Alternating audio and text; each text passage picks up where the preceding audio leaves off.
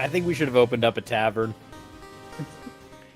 I mean, it's a fair point. If you wanted to make kind of infinite money down here, Yeah. just supplying that would probably get you there. Hello, everybody, and welcome to the Party Makes Things Worse Song of the Reliquary. This is our actual play show where we are playing in the system Dungeons & Dragons. The campaign is Song of the Reliquary, set in the world of Prospect, which, if you are a devoted watcher, and I mean like really devoted watcher of our Tuesday stream, DM Writer's Room, maybe you will remember that we came up with this live in a sort of format that you can watch. Our party has delved deep into the Tomb Desert at the center of their continent. They have found the Reliquary, this ancient abandoned kind of citadel buried beneath the sand. They've delved inside, they've fought monsters, they've made allies, and they have begun to unravel the strange mystery of these creatures, these beings called the Vemeral, these mage hunters of the ancient world, who carved a bloody path through the world, tackling the enemies of what was then called the Deathwoken Primacy. And by enemies, I mean anyone who did anything to make them angry at all.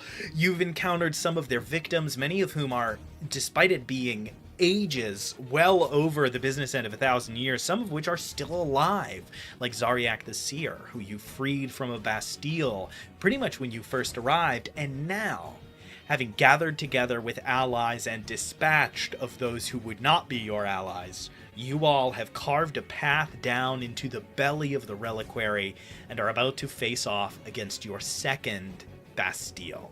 Now, we are going to be in Roll20 for this, so everybody take a moment to maneuver over there. We aren't going to be able to see it for stream, unfortunately. We just kind of don't have the real estate, and I don't own all the assets we use. So, everybody just be mindful to describe what you are doing as if you were playing in Theater of the Mind, and I will try to do the same. If I'm being super fuzzy or unclear, feel free to yap that out to me really quick. Let me tick the music up a little bit louder so we can hear it just in time for it to freeze and pause. Oh, well, everyone's getting all set. I think that there's a way we could do it with Roll20. Not now, but in future. Yeah, listen, if I subscribed to a bunch of expensive imaging software, then yeah, for sure. Or if we had the world's most boring tokens and it was just like the little fighter symbol, and like we all just had to sort of remember, we could certainly do something like that. So, I don't know, do we want to do character facts on a combat episode? How do we feel? I think it feels weird. Does anybody have one they're excited about? Think about a combat fun fact, everyone. Okay, I've got one. I'll go quick. I don't know if I've already said this on stream, but this is a fun fact. Harold was born of the idea, like, what if there was a bureaucrat, like a guy who's in an office most of the time, who's pretty boring and stingy and, like, really clean cut, but when he got into combat was a true adrenaline junkie. And that's where I got Harold from originally. That's why, like, on the ship he was so, like, real stern, and then the dragon showed up and he did a sick drift in the ship. It was because it was like he's an adrenaline junkie. That's why he's Path of the Glory Path of Glory paladin. Oath of Nice. Glory. Oath of Glory. Yeah, it is very funny to have somebody who's so clearly like, I work at the IRS and on the weekends I drive NASCAR. And you're like, Yeah. what? Yeah, it's definitely very high key. Who else has like a fun kind of combat oriented fact? And Lemon's guns, even though they seem pretty special, they're nothing huge. The revolver he got on just a run-of-the-mill mission, and he picks it up. He's like, "I like this gun." It was like, "This is mine now." And there's probably some little backstory to the gun. Like it was owned by someone. Lemon's actually being hunted down by it. He doesn't know he is. Yeah, I was going to say, because it's really funny because we do know that revolvers in this world are rare, cutting-edge technology. Like, they are brand new and are very hotly sought after. So the fact that Lemon has one is a little confusing. It is very interesting. So I do think that is true. There is probably some, like, Team Rocket-ass tech mogul in the background trying to get it back, and we just keep seeing their increasingly harebrained and ineffective schemes to retrieve it. But you don't. Someday when we got $20,000 and we're going through and record and making the animated series of all of the Party Makes Things Worse chronologically. What a weird anthology series that would be. Ancient Greece to 1990s US to Prospect. All right, Stefan, did you have something? All right. Yeah, I guess for the way, like, I guess Hilver channels his focus is by kind of like dipping into that like liminal membrane between Prospect and Cradle, and so he can kind of like tap into that to like kind of reach for like when he makes contact with someone to like bring back some of their life forces, like kind of like gone beyond, or like push a little bit of them onwards to it. Okay, I think I And know what so you mean. he kind of so it's kind of like since like anything that dies, I guess kind of like from wherever it goes, or from wherever it is goes into Cradle, then that kind of like liminal space, I guess, would be all around us, perhaps. And very so that's what he's metaphysical. kind of like, sort of like tapping into when he kind of tries to like make contact. I wonder often, like, we know from the lore that there are like disruptions between Cradle and our world, especially when a lot of people die in the same space. There's a phenomenon called the Eye of Respis, where this basically like a black hole opens in the sky when too many people die at the same time. So like when the great accidents of this world, when like the Pompeiis of this world go off, everybody knows like 10 minutes ahead of time, because all of a sudden the sky, this just circle of darkness opens. And so people always have a heads up that everything is about to go so bad. That's very interesting. All right. And then Nicole would probably say something in line with how Beige uses thunder damage to do with striptease or something. I don't know. Yeah. Something sort of oriented in the kind of hot but also sexy of it all. All right. Very solid. I think it is finally time for everybody to go ahead and roll initiative. It's time to see if you've got what it takes to take out the Smith. Ironically, the players were supposed to have a little bit of a preamble to what the Smith can do, but their little one-shot adventure with the survivors went so incredibly smoothly well that they didn't discover anything. They fought that thing for like one round and then managed to basically get away. So we're going to kind of have to see how all of that shakes out. So everybody go ahead and roll initiative.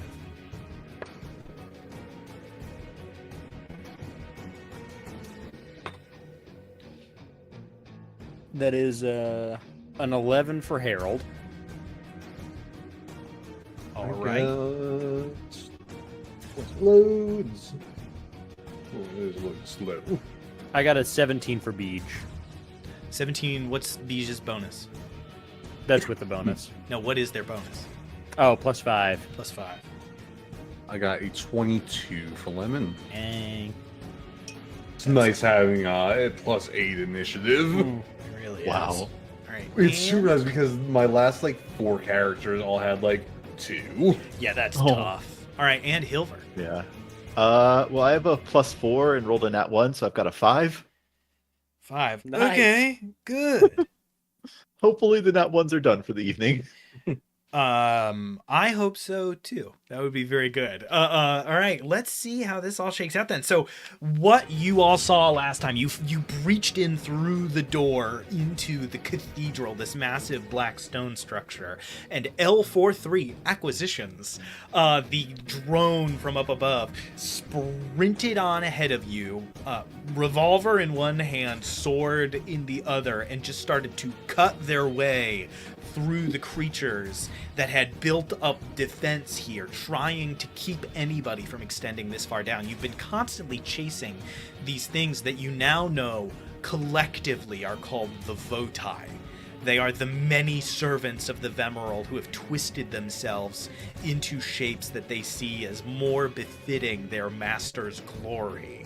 And so, as L43 is cutting their way through, you saw coming out of another of these passageways, which is off to our character's right now, you saw this massive figure illuminated in searing red with that same brighter light down its center. You see one of these Bastilles, this one wielding a greatsword, and from in its chest, a rhythmic thumping that you know means this is the one that Harold communicated with by touching that statue.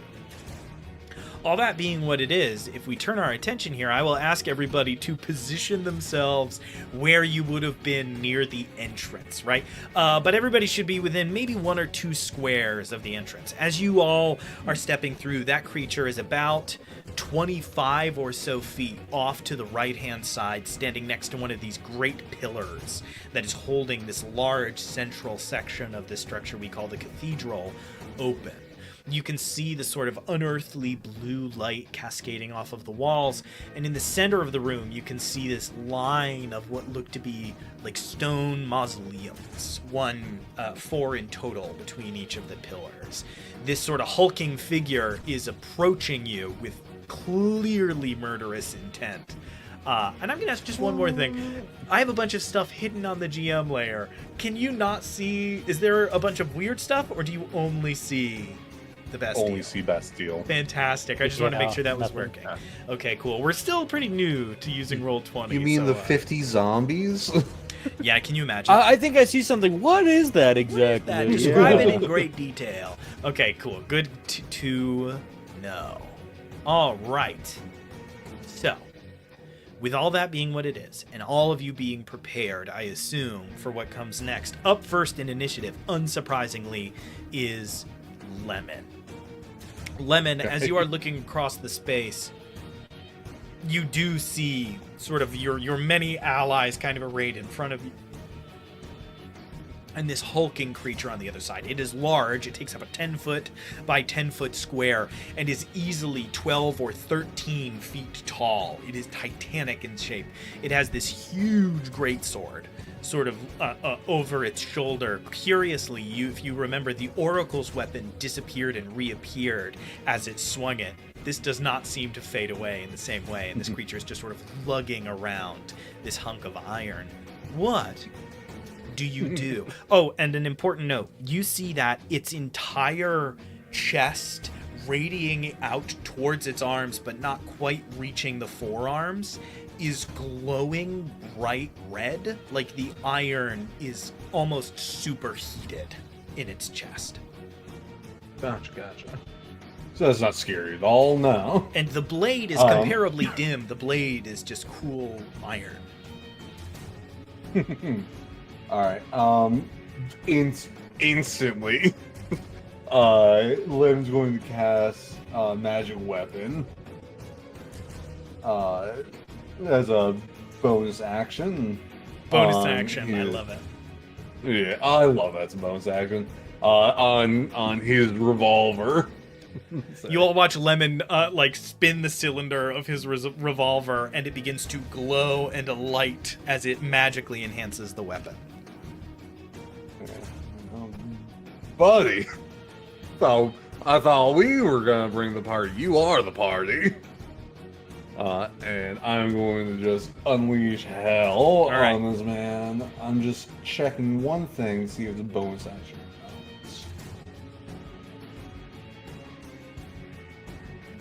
Okay, it is not. Alright, I'm swinging at him with both attacks. First one is 16 plus 8. So a 24 to hit. 24 does hit. Okay. Harold, you immediately just hear boo as Lemon immediately pulls and starts firing past your and Hilver's heads at this creature, which thankfully is tall enough that you can shoot past your allies with no sort of loss of accuracy. I start jumping. It was not plus 8, it was plus 10. Okay. But Still hits. And then, 11 plus 10 is going to 21. 21 hits. Okay. A nat 20? Oh, sorry. That's going to be for later. I'm action surging to hit more. Oh, okay. Wow. So you're just like rapid firing off. Okay, for sure. Yeah. So that So was it's nat hit, 20. hit, nat 20. And then that's going to be 10 plus 10, so it's 20. Misses. Wow. Oh, So 3 hits, and one's a crit. Yeah, 2 hits and a crit. Get that party started. Good gravy. Yeah. Right. How are we doing crit rolls? Because I'm just going to do that first. Roll and double. Or roll twice. I don't care which one of those you do. Okay. Alright, so that's going to be... This is my literal so- recommendation, and I know some people would be like, you shouldn't do that. For me, it's roll the first time, and if the numbers roll low, roll again. bad. If the number's high, double it. Because, like, what are we doing? That's fair. I don't want you to roll, get a 1, and be like, my crit for 7 damage. Like, we don't. What are we doing? Alright, the crit is going to be... What's that? Carry the 36. Yeah. And then 12. God.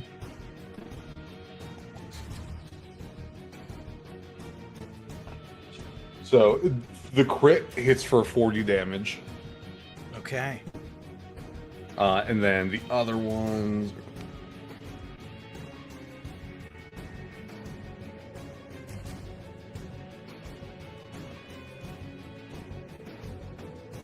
Uh, 16 damage, 16 damage. and then the other hits is going to be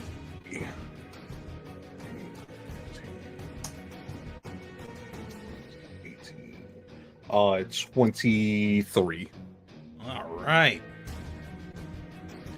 You fire off these shots, this terrible ringing noise echoing throughout the cavern, startling some of the creatures. You can see at the end of the hallway, far across this room, L43 in a deluge of combat, firing off shots, reloading almost as fast as Lemon can, cutting through creatures. And you watch L43 and a couple of the creatures like turn and react as they suddenly hear gunfire.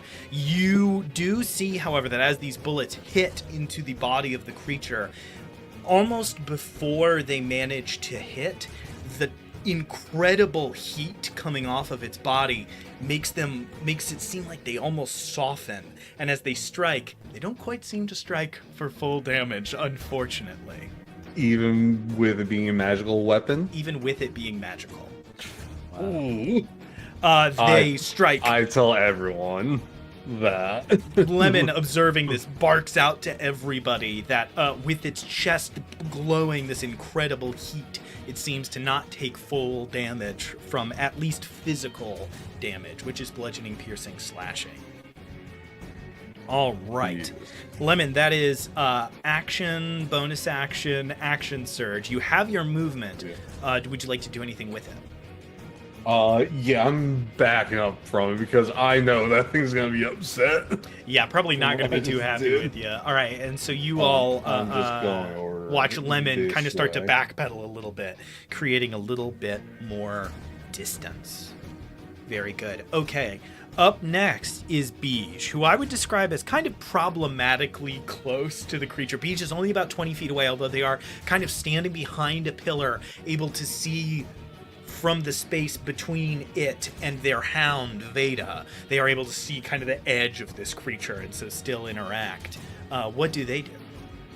Beej casts Starry Wisp against this creature. Great. So that's going to be a +7 to hit. A 17 plus 7, 24. 17 plus 7, 24 hits. 4. So with a hit, that's going to be 2d8.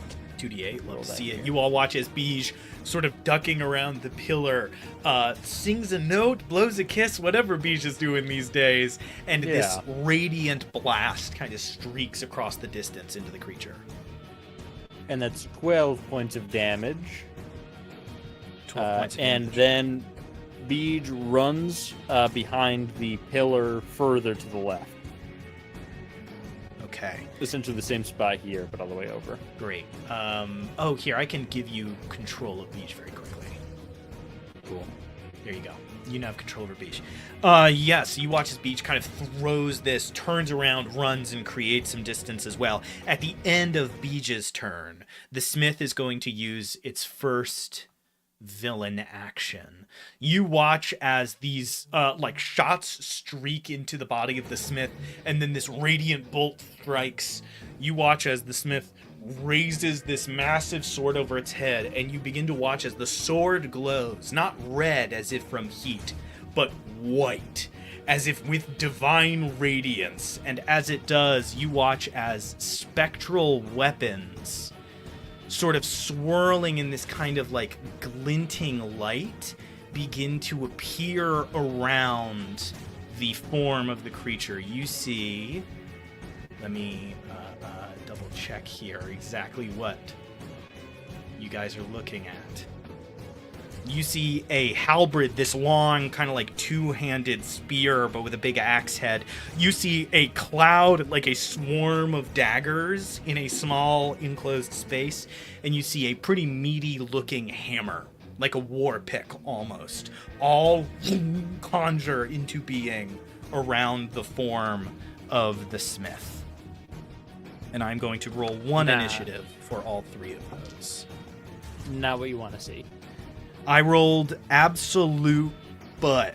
I rolled so bad, which actually isn't bad because we are already in initiative. So that's actually not too bad. That is its villain action. You watch as it conjures these like allies to keep it from needing to fight you too hard one-on-one. Seeing everybody reposition, it is now the Smith's turn.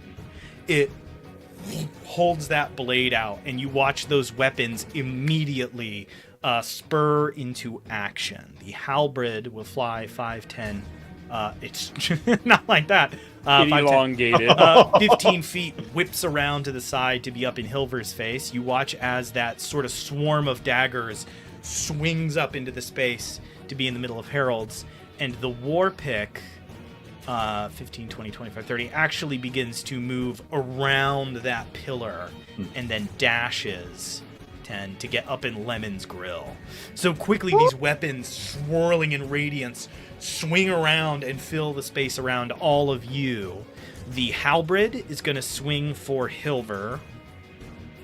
Let's see if that hits. Hilver, that's a 24 to hit. That hits. That hits. Okay.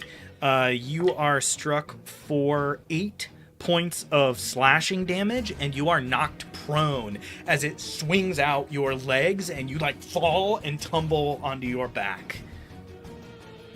The swarm of daggers goes for Harold. You gonna use a reaction to do something? Yeah, just to deflect the attack. So. Oh, great! I would You might just catch it. 8 by 20. Yeah. By 20? By 20. And I have looked into it, and if you reduce the damage to 0, it does seem that you are not hit, and so you are not knocked prone. That's cool. I looked into it in the interim.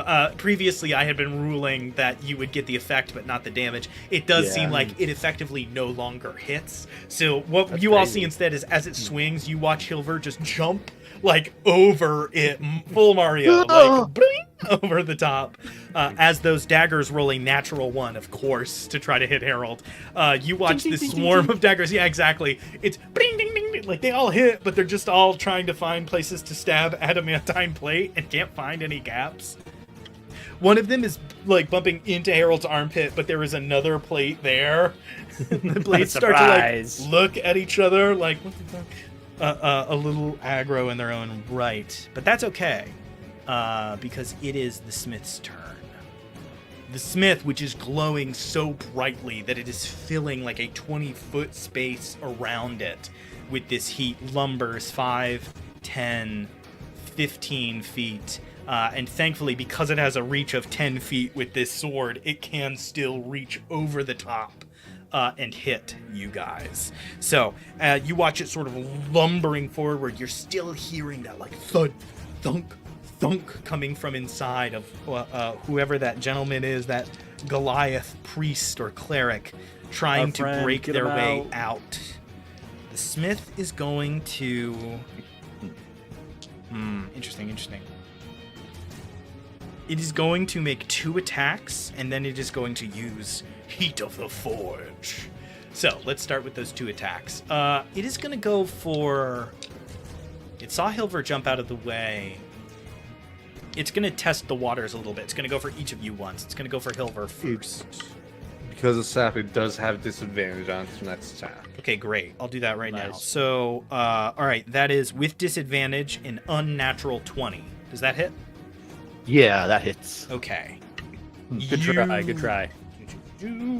It swings down at you. You take 17 points of slashing damage and 1 point of fire damage as this blade swings down towards you.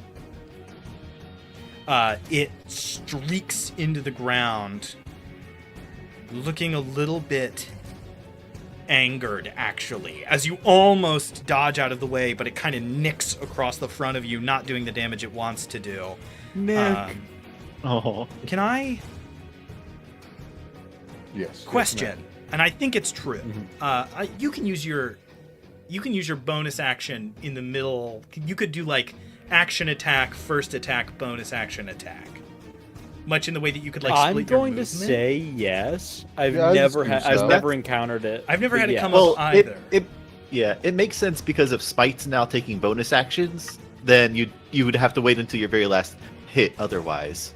So Yeah. It's a very good point. All right. I'm sure you won't regret saying that at all. You watch as the Yeah. smith swings down, connects, and realizes you watch these like glowing bright eyes, the analysis as it barely manages to hit you.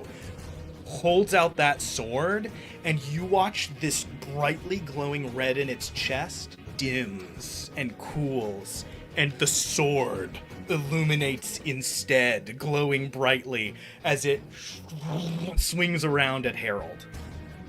Well, see you boys Goodbye, later. world. Okay. oh no. Harold, that is a 26 to hit. Yeah, it's. What? No. That'll do it. That'll do it. Barely. Okay. Harold, you take 22 points of slashing damage and Nice. 9 points of radiant damage. As instead of fire streaking out in the way it did with Hilver, there is instead this blast of radiance. Instead, this bright light streaks into Harold, and you are kind of like left reeling a little bit. All right, that is its second attack. It is now going to use Heat of the Forge, which is, I don't know why I keep giving my monsters recharge abilities, because I've never rolled a recharge roll in my life. It can do this to up to 3 creatures. Lemon is, Hilver's not holding a weapon. And there isn't a third thing, so I guess it'll only do it to 2. So Harold and Lemon. Harold, the great hammer in your hands, and Lemon, the revolver in yours, both begin to glow red hot. Make a Constitution saving throw. The mask I'm wearing under my other mask is metal, right? From the other creature, though. Oh, yeah, sure. All right. You make a con save, too. I don't know why you told me that. I just wasted. I just a don't know natural how 20. visible it would be underneath the other one, but oh no. I don't think it was a waste. You save yourself from the damage and from dropping your hammer. 14 plus 7, so it's 22. What are we doing here? Yeah, that succeeds. Yay! All right. That was a 13. That does fail, but you can't remove that, so you're going to be in a little bit of very literally hot water here. So let me just double check how this ability works very quickly, as quick as I can with D&D Beyond. With the search function that functions near as I can tell via carrier pigeon. Poorly. I'm actually looking out. I'm not looking at my computer screen right now. I'm looking out my window for the smoke signals that they send over the top of the tree line that let me know. That's what you're supposed to do.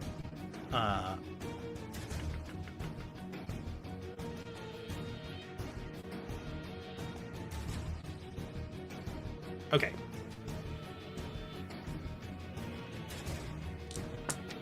All right, so not much in the way of damage. Lemon and Harold, you both take 5 points of fire damage. Okay. But neither of you drop your weapons. Let's go. You both manage to keep a hold of them. You will have disadvantage on your next attack roll. Okay. Just your next one, though. It's not as good as the full single target heat metal. It is a little bit looser than that. Okay, cool. That is its action. It used its bonus action to change form.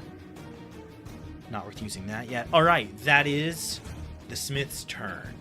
Up next in initiative is Harold. Harold, you are sort of on the other side of these daggers. You can pretty easily move diagonally to get up to it. What are you doing? It seems like the heat's radiating from the person part of It the... is moved. When it hit you with that like bright attack, It all went up of to that there. heat left its chest and moved into the blade. That sucks. Okay. That sucks. Then I won't do that. All right. Yeah, I thought that maybe it was the guy inside that was superheating, and I was going to try and command him to relax. So that way some of the effect would go away. Yeah, so here's what I'll say. That might not necessarily do what you wanted to. It might, I won't say it would be worthless to try to influence the guy inside. Now, what will that mean for the person? That's where we get a little bit like, I'm not quite sure. I'll save that for later. Right now I need to put some damage on this fool so I don't get killed. So I cast Shield of Faith upon myself, granting me an additional +2 bonus to my AC for a total of 23. Great. And then I swing my big superheated hammer down on the Bastille by running up to it and hitting it. All right, you close the gap, swinging down with this buffed up AC. And that is going to be 2 attacks +9 to hit. That is a 20 to hit. 20 hits. You get the, you are expecting, you swing and you feel your grip slip a little bit, and given what you saw, how well Lemon had to do, you are expecting to like glance off its steel, but with it cooled, instead, it does connect and it hits with a 20. Nice. And I got a 19 on the second roll. That 2 also big hits. whiffs. Wow. You get the Alright, sense now that for when its damage. sword is empowered, its AC drops, and when its AC is empowered, its sword is less dangerous. I do roll Snake Eyes on the first damage. Not like this. So that is 20 points of damage total with both swings. You didn't get great. You don't have great weapon master. Good question, Because actually. are you re-rolling ones? Weapon Mastery is for my longsword, fighting style, defense. It's I a don't B. think I got it. Okay. Yeah, I don't think I got it. All right, cool. So that's your both attacks. You swing down, kind of cutting into it twice. Mhm. All right, that is your action. And that is the end. You've got your bonus action, right? Oh no, you used your bonus That was action Shield of to Faith, buff your yeah. AC. Yeah. Honestly, incredible choice. Yeah. You also see that it looks like all that damage went through as well.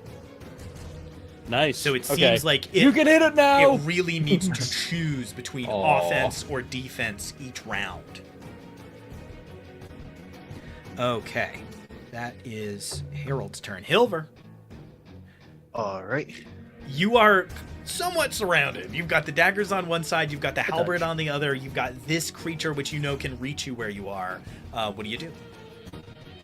All right. I think starting off with casting Bless Okay. and just kind of like reaching out to Cradle to kind of like cradle us with a little bit of energy and giving Harold, Hilver, and Lemon that. Let's go. And that is a concentration spell, right? Yeah. Okay. What do we get with that? 1d4 for attacks and saves. Okay. And then I will bonus action to call forth my wings.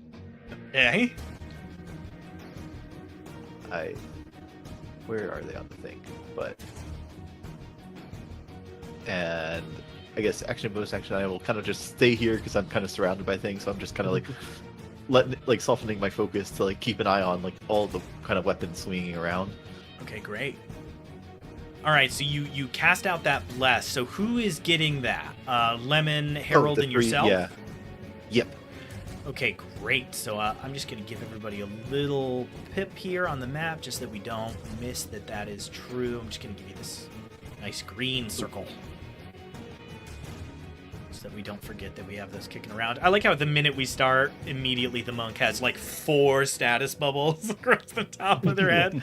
It's just too good. All right, cool. All right, Hilver, getting an early start to it. It is now the weapons turn. Oh, I accidentally gave them an extra turn when they got summoned. Didn't I? They already attacked. They shouldn't have been able to do that. Yeah. That was their turn this round. We'll start at the top of the They're next. exhausted. They have summoning sickness. Now, I need one of you to roll a luck check at the top of the round. Who wants to do it? Nah, me, I've been rolling like garbage, guys. Somebody else do it. So you got it. Okay, I'll try. That was a 6. A 6. Ooh. You up the hallway where you see L43 fighting all of these like various Votai along. Some of them creatures you have yet to see. You see like large hulking shapes that you haven't interacted with yet. You see some that are far more augmented with copper and iron than the ones you've seen before, with much more like detailed metal filigree like weaving in and out of their skin. And you begin to watch L43 on the back foot is like forced back a few steps and is keeping the combat going, but is slowly like losing the tug of war a little bit even as they proceed. Okay, that is at initiative count 20. Lemon, you are up. It seems like the creature is somewhat vulnerable right now. Yes. I'm going to bonus action reload. Bonus action, you reload as fast as your Yeah, fingers do will let you. my Deadeye really empties me out. So, Yeah, definitely. and I'm going to just do something weird. I don't know if it'll work. The hammer that's in front of me, I want to shoot once at him Yeah, absolutely. and once at Bastille. Absolutely. So against the hammer, that is a 9 plus 10, so a 19 to hit. 19 absolutely hits. Against the Bastille, I get another 9 plus 10, so a 19. Nice. That also hits. All right. Against the hammer, 14.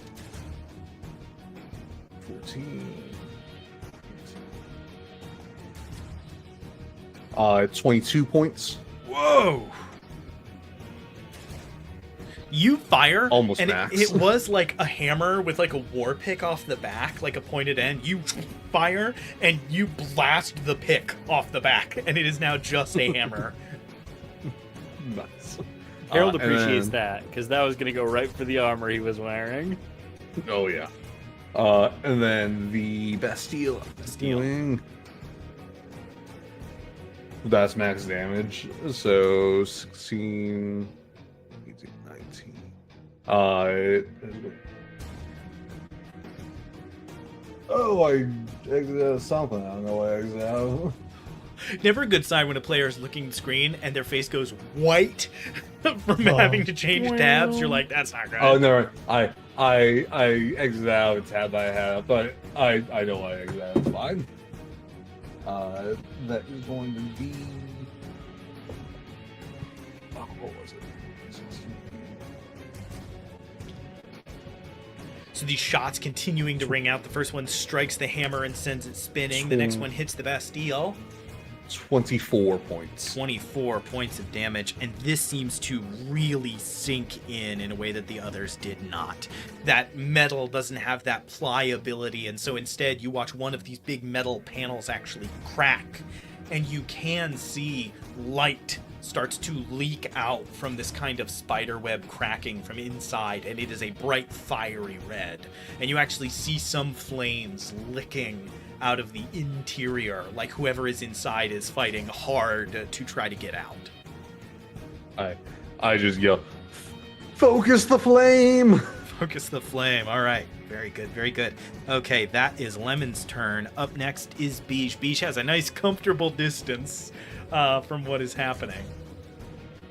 Yeah, Beej is going to hear that shout from Lemon and will attempt to focus the flame.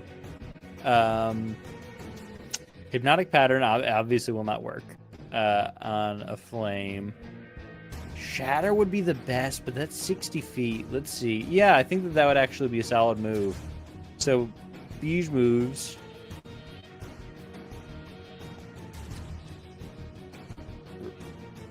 Yeah, you're more than probably here. Oh, because you're trying to overcast it. I gotcha.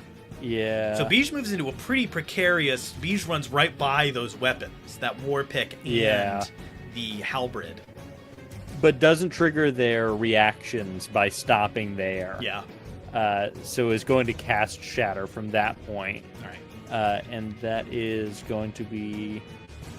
So you watch as Beej runs out from behind the column, like dodges under the halberd, gets back up on their feet to throw out this shatter that streaks across the distance, exploding, sending tiles and stone, shattering. One of these, like, ever-burning torches on the wall explodes, and that section of the wall is dimmer than the rest.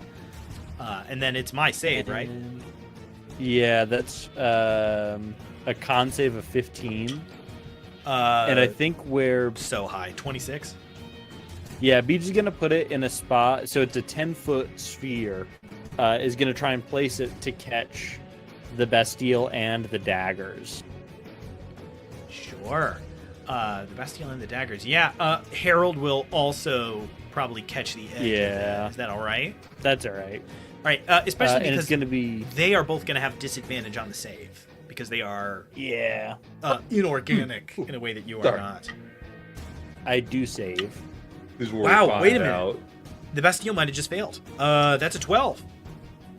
Yeah, that's a fail. That's almost minimum. That's a fail. That's crazy. That's Wow. awesome. All right, and the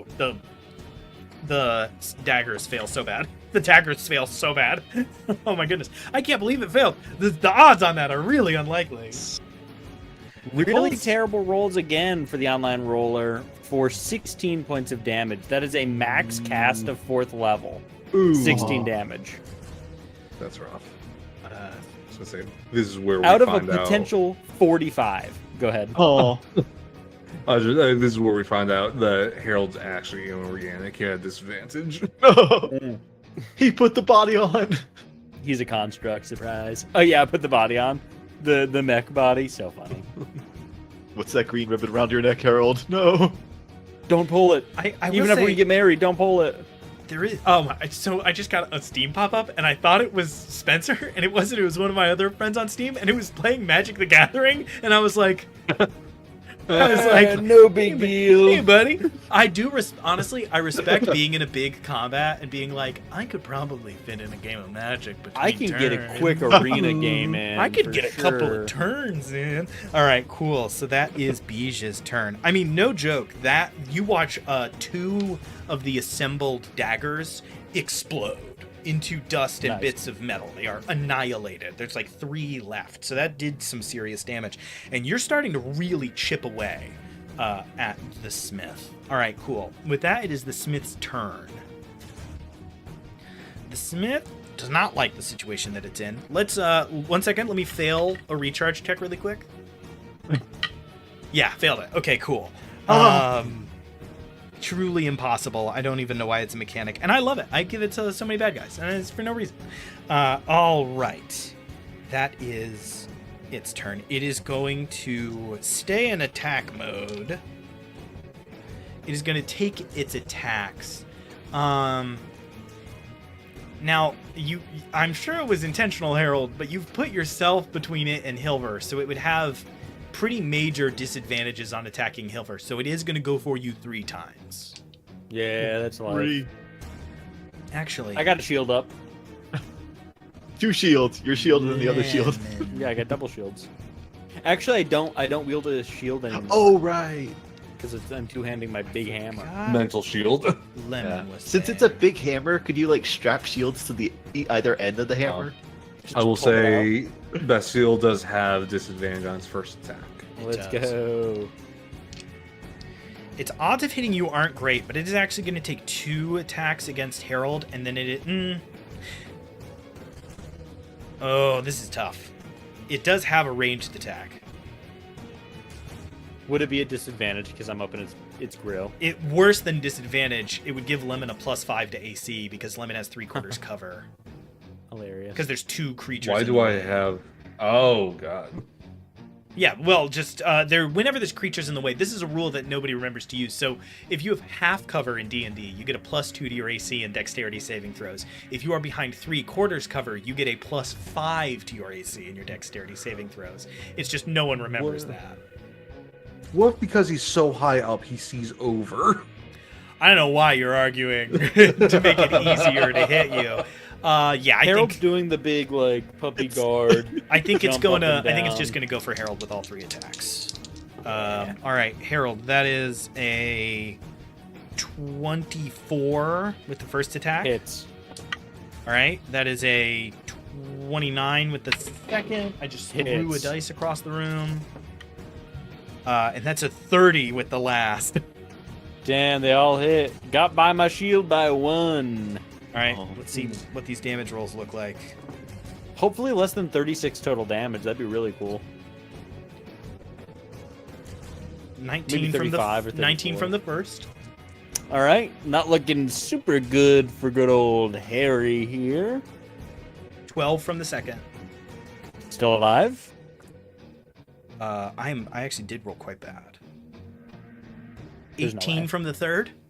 Yeah, no, I'm unconscious no. by several. You all watch Harold get just focused. He is right up in the middle, and this thing, and then lifts up one huge swing and just slams Harold down into the ground as a sort of Harold-shaped crater is left behind. For the record, its bonus is not that good. I just rolled very good on those attack rolls. Unfortunately, you all watch Harold thump, fall down onto the ground. It is then going to use its bonus action. It points at the hammer with its free hand, and you all watch the hammer's head starts to glow like a bright red white as well. All right. Oh, wow. All right. And did that robot dog have a reaction for protection too, or is that only when it's near Beige? I actually don't know if Spencer has access to Veda. Let me pull up Veda really quick. Yeah, I don't. Okay, I don't. well- I've not been using Veda. It can do some stuff to help. So let's actually take a little pause here while I find that. Because if it can keep you from going down, that would be huge. All right. I just It only bumped the needs to be attachment. bad. Yeah, I just bumped the PDF that you had linked in chat for. Nice. I pulled it. Okay, yeah, dude, for sure. Okay, yes. So I just it remember can you have mentioning used, it was defensive. yeah, defender. So we just forgot about Veda. So I will say, Spencer, if you want to, you can have used Beige can have commanded Veda to defend this round. Yes. Yes, absolutely. And I'm at 36 HP, so we undo what just occurred. And we'll just retake A la those Twilight attacks. Breaking Dawn Part 2. It was a terrible vision. You see from far across. We rewind in time and we see Zariak leaning against the wall. He had a terrible portend of what may have happened. All right, we'll just take those attacks again from the top. That is disadvantage on all 3. If you're a DM out there and your players forget that they have a cool robot dog that can defend them, Yeah. just let them retcon. Like, they worked hard to get that dog. All right, let's see. Okay. 19 on the first. Doesn't hit. Let's go. Already paying dividends. Killing that guy. He's stealing his dog. 26 on the second. That one hits. Ooh. 20? Like unnatural? Does not hit. All Does right. not hit. Far more in line. Okay, so a good use of that bad boy. All right. How's Veda looking? Veda, 1 second. I will tell you in a minute. You take 21 points of damage. Are you like resistant to radiant or anything? Does that come up? No, absolutely not. I've got no resistances.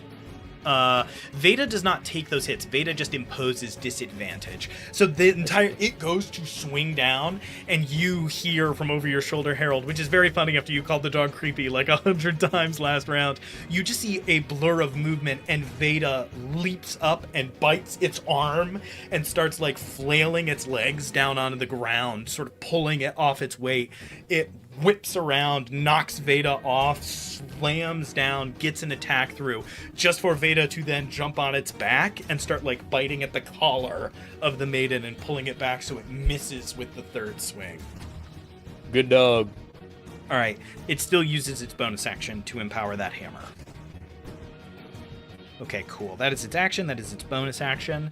Up next in the initiative is Harold. Yeah, Harold is... I think Harold is going to use this opportunity to try and command the cleric inside the chest. So with like this spider web, you're hoping to be able to like yell through. Exactly. And that is going to be... Where's that at? A 14 wisdom save. Okay. So I'm gonna give or you. You can choose to fail. I'm gonna give you a choice here. Well, it's gonna be it's gonna be the Smith's wisdom that you're rolling against. Mm-hmm. So I'm gonna give you a choice. The Smith has a +10 to its wisdom saving throws. I will either give it disadvantage, so it needs to roll a 1, 2, 3, or 4 with a 1, 2, or a 3 with disadvantage, or I will give it not proficiency, and it will only get a +6 to the check. So would you rather have 2 attempts to get a 1, 2, or a 3, or would you rather have 1, but it can roll 1, 2, 3, 4, 5?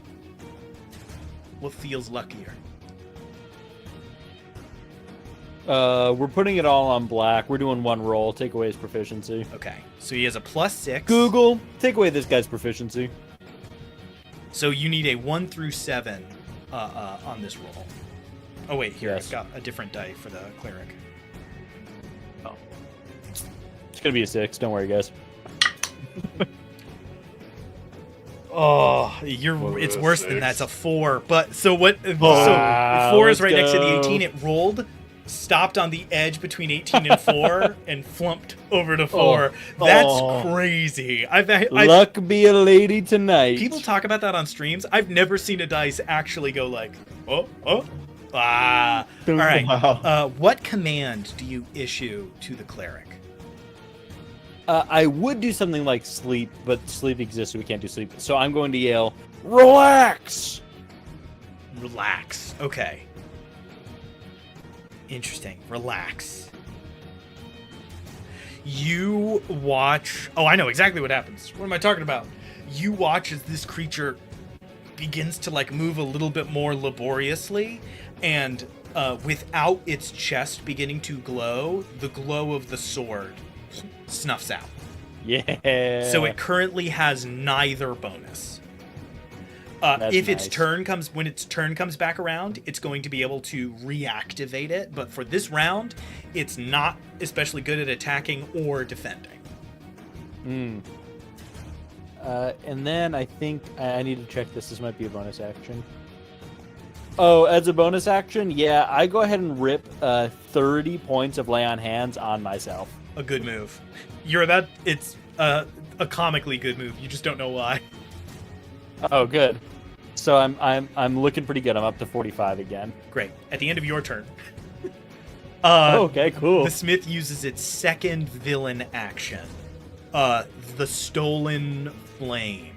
You watch as the Smith backs up pretty battered, like showing real signs of wear and tear, this spider web cracking, starting to really travel across the panels at the front of its form, and it reaches up to the mouth, and you see something that the other construct couldn't do. You watch this like iron mouth open, and this fire begins to pour out as it draws a line. A giant 60-foot wall of fire carves a path between it and all of you. And you just suddenly see this wall fill the space. It is immune to fire damage. The daggers, Herald, Hilver, Veda, and the halberd are not immune to fire damage. So I'm going to start rolling some dice. I would just like to say one more time, just a fantastically timed heal. Just a really well timed. That. Is this Do like bees instant have damage? like resistance? I think tieflings He's are just resistant. flying. Higher than 60 feet? Every creature within 10 feet of the wall immediately takes damage. when it Oh, no conjures the save? wall. Okay. Yeah. So everybody takes 22 points of fire damage right away. I would have been unconscious. You But watch. does Beej have resistance Beej to isn't there, she's fire not- damage? He's not on the wall. Like he's not. He's He's Oh, past okay. the 10-foot mark by 1 square. You Okay. you watch the swirl of daggers melt. They begin to drip Nice. and droop. Their wooden handles burn, and they are destroyed. The halberd's handle immediately lights on fire, and you begin to see the head of it beginning to like crack and burn under that heat. Veda actually looks kind of fine. It's also made out of steel. Yeah, Veda actually has a pretty incredible amount of HP, which is great because they're like a defender. Harold, you take this pretty well, all things considered. You gave yourself the Hey. health you needed to handle it. And Hilver, you take that damage as well. Oh, Would have been a really bad automatic 2 fails if Harold was Yeah. unconscious. I Two read death the saving I read throws. I read the ability wrong. Everybody roll a dex save. Thank you. everybody And roll how a much dex. Dexterity how much saving was it, throw. 20? Did damage, 22, so everybody prepare to 22. heal 11. The dagger fails, of course, Uh, because why wouldn't it? Hilver, you have an additional +3 to your save. The halberd All right, fails. and you have a 1d4 as well. Hey, do you want to give the halberd a +3? Hey, Spencer.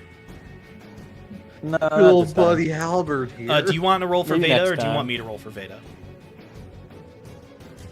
You can roll for Veda. Okay. Veda fails. It was a con save. Yeah, con save. The Dex. DC Dex. is 18. Or I you said dex? Dex. All Okay, I see. I got a 26. I have like 20 abilities in a row, and they have Yeah. different Oh. saves in a row. This is the kind of I got a real. 24. Get out of here. Yeah, so you guys, so basically 26. heal 11 if you succeeded. Yeah. And being The a monk, I flames get I'll jump the into 'em. evasion. Oh, you have evasion? Great. So you all watch Hilver just like full jumping tuck and roll out of the way. Yeah, I think with like one of my motions, like I like bend down since heat rises, but I also like with the motion I push against like the blast of the heat to like billow it upwards further. Now, if you It's me. if Oh. you end your turn within 10 feet of the wall, or if you pass through it, you will take that damage again. You'll roll that save and take that damage again. So be cautious about your arrangement to the wall as we get into this next turn. All right, Hilver, you are up. All The- right. The smith doesn't have like facial features. It can't show emotion. Somehow you can tell that it sees only its dagger dies, and it's like, aw. Like, come on. Lame. It's a forge master. It creates some failures sometimes It's in sad, its yeah. Bound forge. to happen. All right, All Hilver, what are you up right. to? Going on the offense this time, and I will take my attacks. I think the first one is a nat 20 against the halberd. Oh wow, that'll definitely hit. Awesome. Roll damage before you make another attack. Yeah. Wow, a lot of nat 20s this campaign, by the way. Big nat 20 game. All right, and I'm turning into force damage, and both of those dice were 8s out on a d8. Oh my god. So that's 21 force damage to the halberd. You shatter the halberd. It breaks into pieces and is sundered and destroyed. All right, and then I will wait. No, I need the other little clicker thingy. I will move. Actually, I'm going to take an attack of opportunity, right? From what? Moving out of his range. If I move Yes. towards the other thing. Okay, I guess I'll risk that then. To hit Alright. this guy. You hear this horrible as it swings down with that great sword. That is a 18 to hit. Phew, okay, I dodged. There we go. I was bound to miss eventually. No, I missed on Herald a bunch. What am I talking about? Well, that was with the disadvantage True. from Veda. Yeah. Yeah. And my second hit is 13 to hit the hammer. Wow, you guys are focused. The 13 on the hammer is going to be a miss. It is too fast. All right. And I will then use a focus point to do flurry of blows to hit Alright. some more. You really don't want that Yeah. hammer to get to do that empowered blow, do you? No. No, God. please. Not again. I'm watching with scared eyes. Yeah. Not in the face. Oh, I rolled another. No, wait, I forgot my bless Yeah. from the other one. So this time it is a 16 to hit. 16 hits. All right. Now, this thing has Thank God not for that taken blast. any damage yet. Yeah. All right. The hammer. Oh! I shot This it is the once. one. Yeah. It lost its little war pick thingy part. All right, the halberd would still be dead then. Sorry, I did some math wrong on my side. All right, you might destroy the hammer right Okay. All right. That's 13 points of force damage Damn and it. 3 radiant. now. You shatter the hammer. All right. Yes! I had the wrong- I fist- was so close to dying. I started tracking halberd under the hammer, and I didn't notice that I had switched them. Oh no. It's okay. all I right, yeah, just so- checked the math, and you would have killed them both anyways. Okay. All right. Yeah. So my fist swings through it. I'm like, oh, hey, lemon, and then I like Thank jump you. back again, and with my other hand, press it into Harold's shoulder, giving him a hand of healing. Nice, nice. nice. So that gives you 8 healing. I'm looking pretty And- good. Nice. Then yeah. So and then I will back away more from the fire to sort of position myself there. All right. So Yeah. right up close to Lemon again, and a little bit farther away from Harold and all the fire. It would be the weapons' turns, but they have all been destroyed. Yay! That would have been pretty gnarly for Lemon. It's good that you did Real that. bad. That would have been not great. Hmm. All right. How much damage? Like, what was the empowerment? I'm curious. It basically let the hammer swing as if the smith was swinging. So you would have taken. Oh. So you would have taken 2d8 gnarly. plus 6 bludgeoning damage and 1d8 fire damage. Yeah. I said it would have hurt a lot. I would be okay. Oh, Yeah, but it would also make you a target as you sort of got a little bit more weakened. true. All right. It's true. Harold, you are. We're back up at the top of initiative, so let's go. Let me not get ahead of myself here. I need somebody else to roll a luck check to see how L43 is holding up. I'll do this one. L4th, you've got this. We believe in you. That is a 12. A 12. You watch as L43 begins to fight back, getting their composure back, dropping into like a lower, more guarded stance. They are continuing to fire off. You watch as they spin the cylinder on their revolver and fire, and this bright beam of light like streaks out and cuts through a large swath of the creatures. Yell.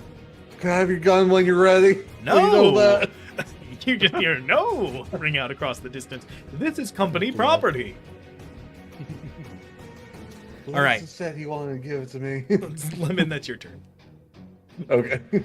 All right. I doubt Well, that. with the hammer. He promised. With the hammer out of the way, is the fire the wall flame considered cover? It's the most annoying wording in the world. All it says is the wall is opaque. What does that mean? Okay. What does that mean? I would say then no, it's not cover. But I do think. Well, you can't see through it, but it is standing in it too. I do think I'm going to call it that on top of your allies being in the way. I'm going to give it a +2 to AC, so it's basically going to have half cover. I do ignore. You sharpshooter? 3/4. I am. Oh yeah, then sharpshooter. you're fine. Shooter. Oh, so I didn't just have to don't worry about ignore- this whole time. That's funny. Yes. That's can you imagine yeah, having a or- friend who is so good that you were like, yeah, you can shoot in the space between my arm and my chest during combat if you need to. Go ahead. Like that's Trust me. fine. They've There's seen a me reason he's shoot. on the team. Lemon's on the team for a reason. I shoot good. Really good. We That's all I cut. bring to the party. I shoot and I identify. We cut to Harold in an alleyway, mouth slightly open, eyes wide, watching Lemon play a fun game with a couple of the other local kids in Bastion. That is the children throwing extremely small jacks as high into the air as they can, and then Lemon shooting the jacks out of the air perfectly accurately every time. And Harold just like, just starts I jotting got a down job the for you, address brother. of Lemon. All right, what you up to? You are the one that arrested me because you Yes. wanted me on the team. Yeah. I strong-armed your ass. Yeah, I'm just firing 2 times into this wall of flame trying to hit Bastille. Okay. First one, not great, is a 16. 16 misses. Second hit. Lemon can miss. And was that with the D4? I was not with a D4. I'm hanging up the call. I'm hanging up the. I'm absolutely hanging up the call. 16 plus 2, so 18. 18 is the AC of the Bastille when it's Yeah! He can't miss. And then the second one is going to be 16 again plus 3, so 19. Yay! All right, guys, it's been really fun. I hope you all had a fun Yeah. game. I'll see you on the next one. Who's running the next campaign? It's not me. Guys, we're doing Lancer next. Get ready. No. Welcome the only game more complicated than Dungeons and Dragons. It's so great. It's Lancer, Zweihander, and like 2 others. First bullet does 14. 14, okay. Second bullet. Not on death's door, but you guys are motoring through this thing. Second one does 18. 18. Woof.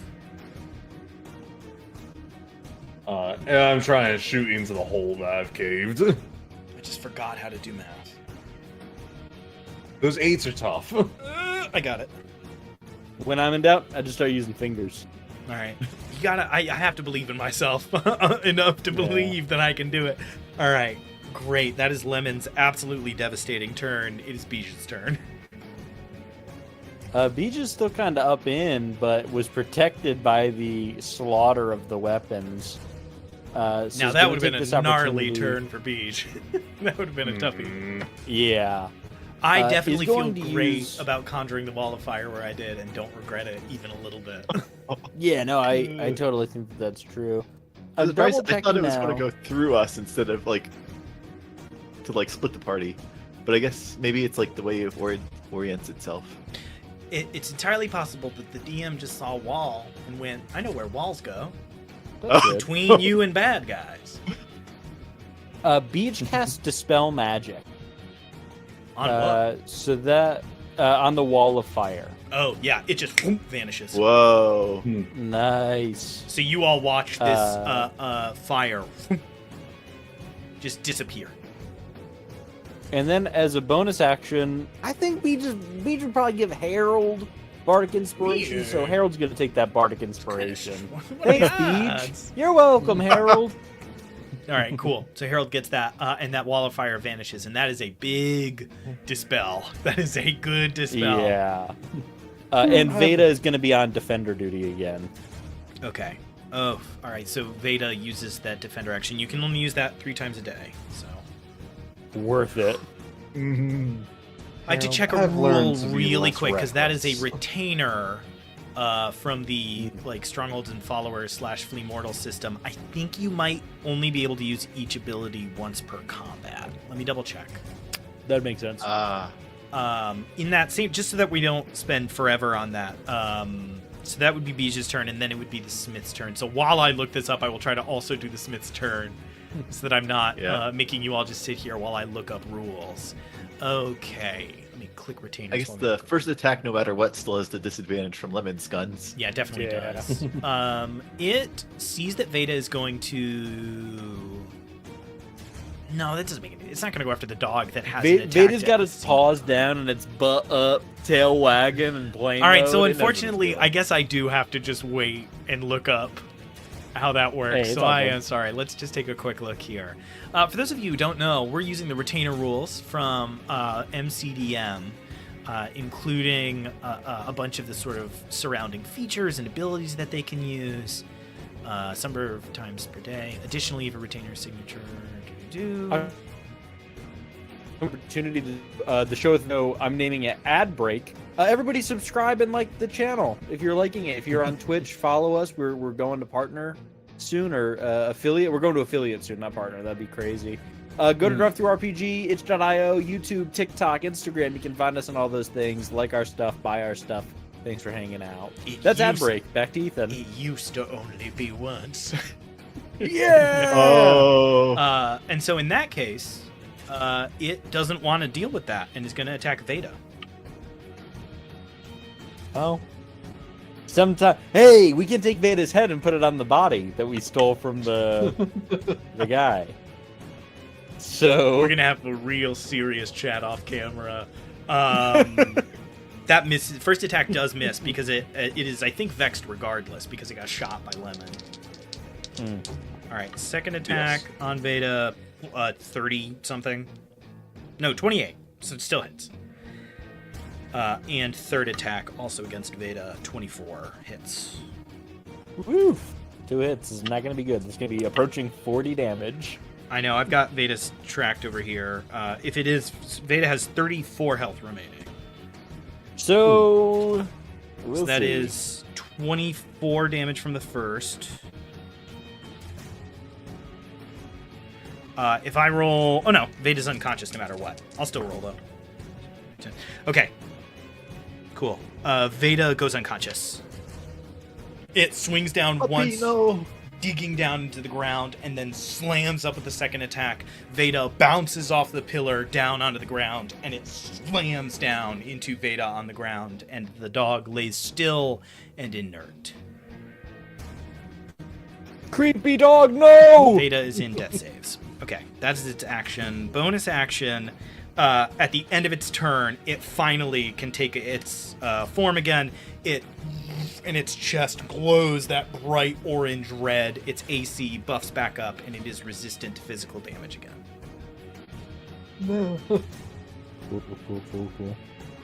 Cool. Fine, normal, good.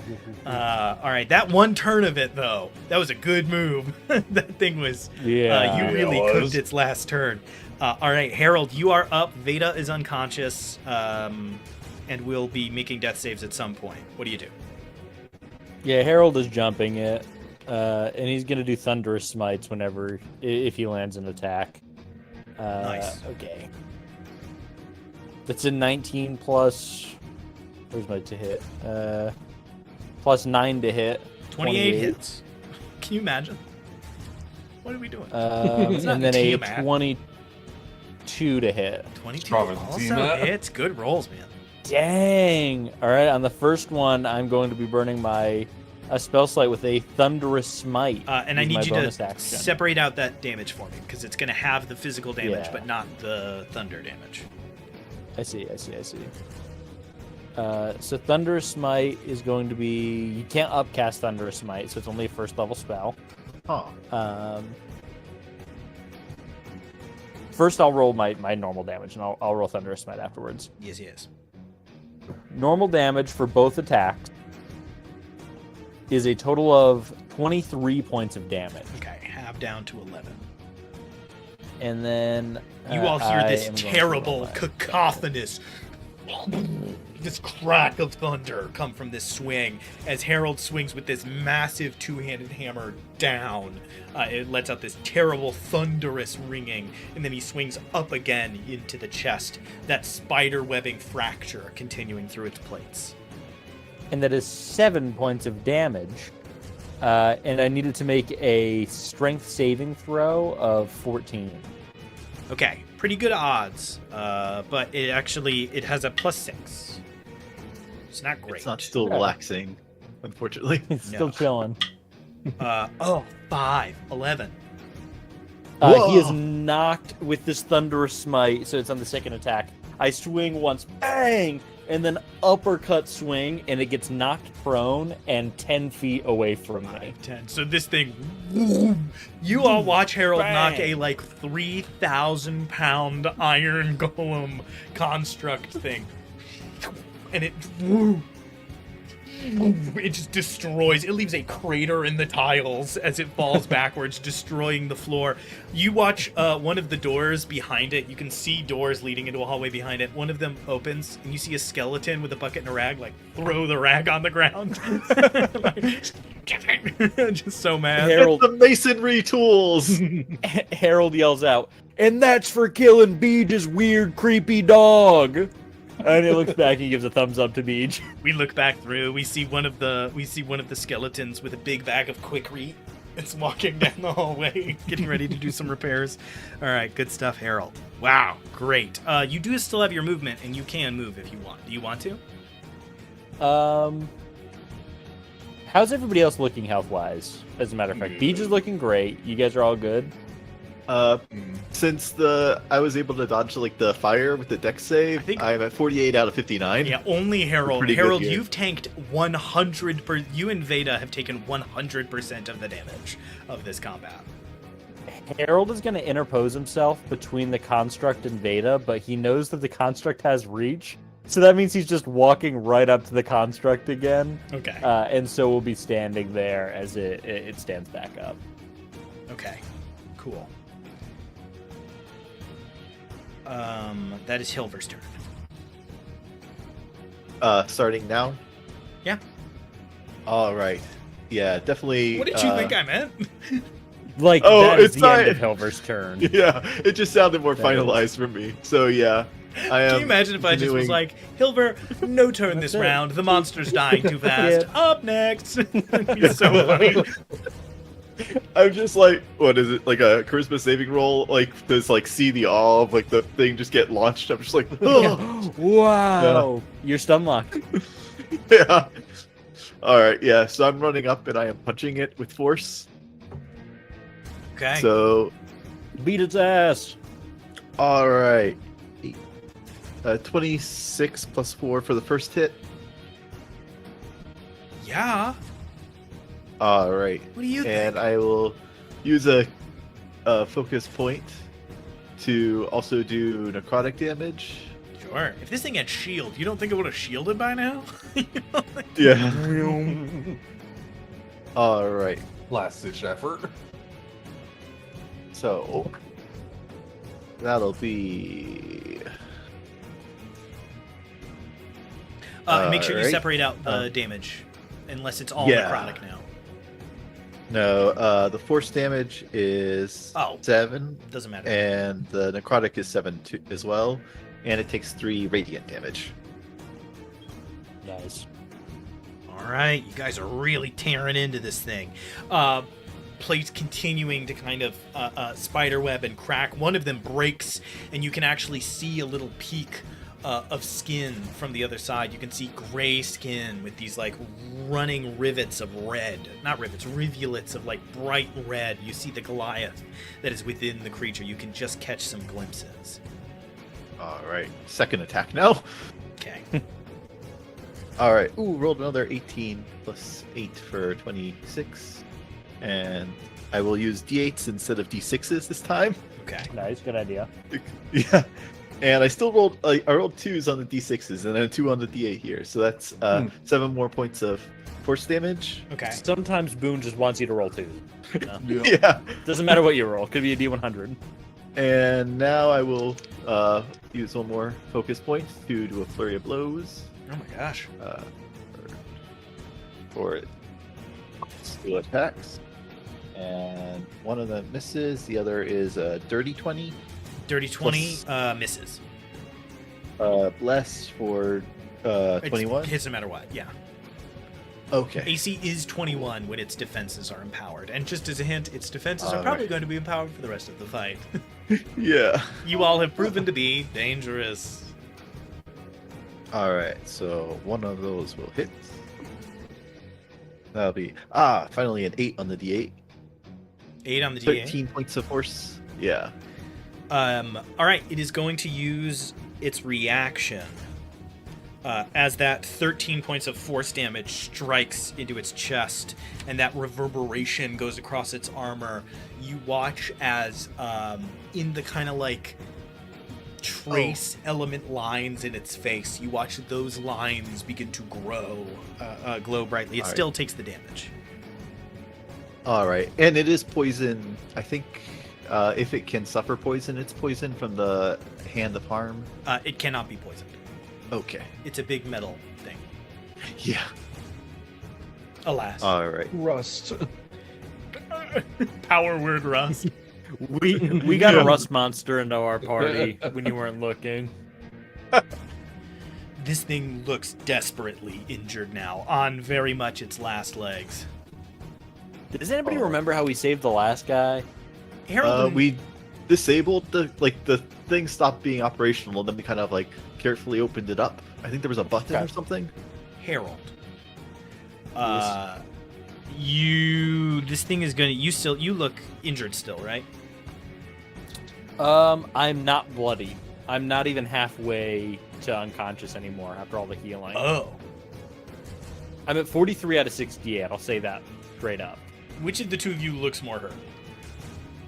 You're at 48. I'm at 43 out of 68. Oh, okay. I'm at 48 out of 59. So I look more hurt. So it's still Harold. Yeah. It is going to use its final. Oh no! Wait, it's prone. It's gonna wait. Oh wait, we would have had advantage on the attacks too. True. Ah. It's late. We already hit. They were all hits. So unimportant. Did any of them miss? One of my flurry of blows. So roll one more time for that one. I can. All right. Oh, that Natural went. 20. Yeah, it went from a 4 on the dice to a 19. Oh, Plus so that 8 hits. to hit. Okay, great. Do that. All Let's right. go. And then Nice kills equitable fix. Another 2. So 7 more force damage. Boone, you damn dirty son of a bitch. 1 8 and all 2s.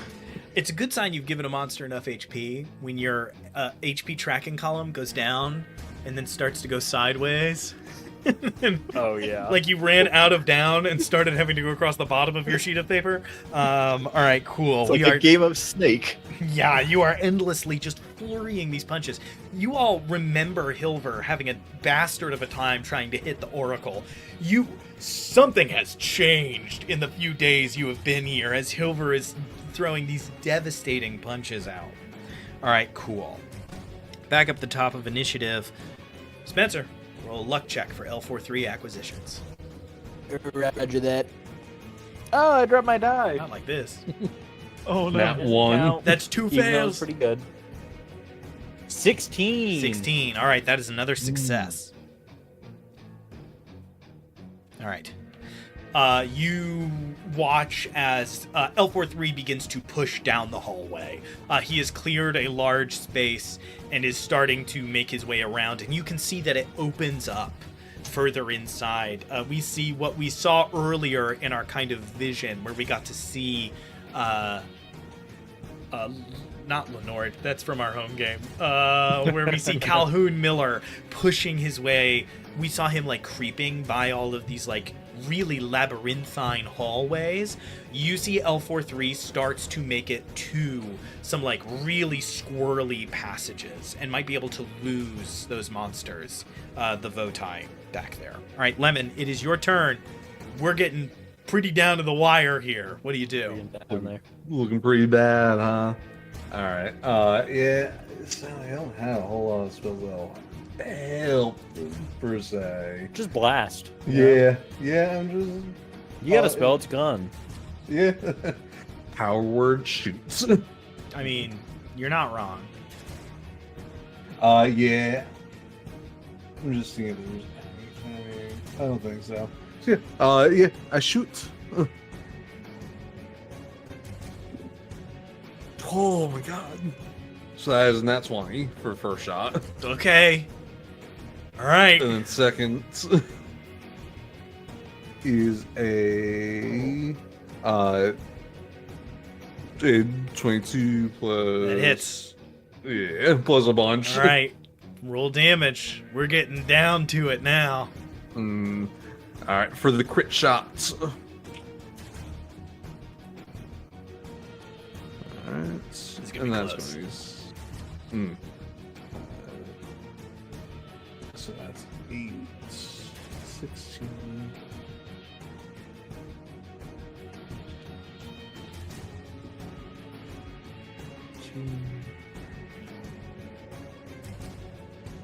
Oh, yeah.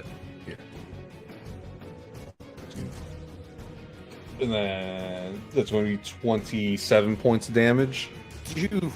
27 points of damage. I rolled pretty low for that crit shot. All piercing? Oh. Yes. Okay. And then the second shot rings out.